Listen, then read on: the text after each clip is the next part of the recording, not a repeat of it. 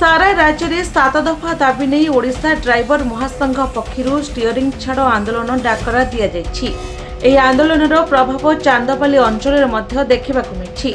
चांदबाली सहर समेत दिगछिया बजार कहितखोला आदि स्थान में ड्राइवर माने रास्ता गाड़ी अटकाई विक्षोभ प्रदर्शन कर motor transport driver and worker welfare board रे ऑटो ड्राइवर को सामिल करने, ड्राइवर समाज सुरक्षा पर एक स्वतंत्र आईन तैयारी करने, ड्राइवर को 60 वर्ष पर भत्ता प्रदान करने, प्रति 100 किलोमीटर पार्किंग व्यवस्था सह विश्रामागार शौचालय आदि व्यवस्था करने, खनि खातन और कारखाना ओडिशार 70 शतकड़ा ड्राइवर को काम करने सुजोग देवा, सेप्टेम्बर 1 तारिख जातीय ड्राइवर दिवस करने और गाड़ी कागजपत्र जांच करने क्षमता को पुलिस विभाग को दिया न जाऊ आदि 7 दफा दाबी आंदोलन ओडिशा ड्राइवर महासंघ पक्षर सूचना दि जाएगी।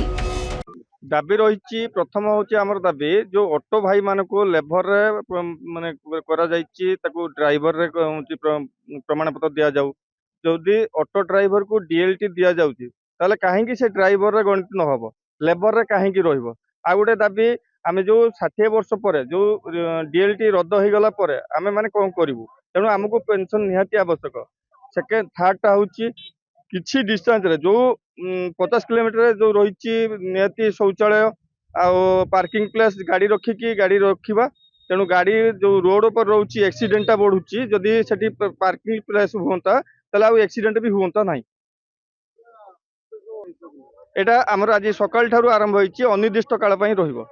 जब सरकार आम कथा न मानछन ताले आमे गाड़ी छाड़ी आमे घरे बसिया पई चिंता करछु। आमे भी मूल लागिबु आमे भी जाई बिलर घटिबु किछि असुविधा नै आमे गाड़ी चलेबु नाही।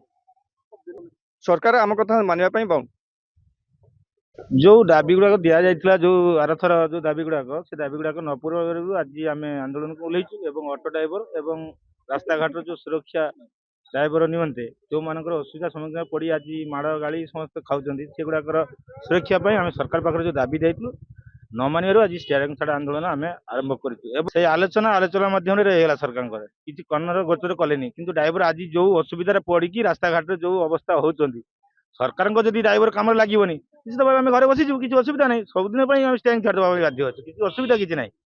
तेणु आज जदि आम ड्राइवर समाज किसी न शुणे अनिर्दिष्ट काल स्टीयरिंग छाड़ आंदोलन चांदोली ब्लॉक रे समस्त बंद घर बस 6टारू आरंभ होती अनिर्दिष्ट काल बंद रही।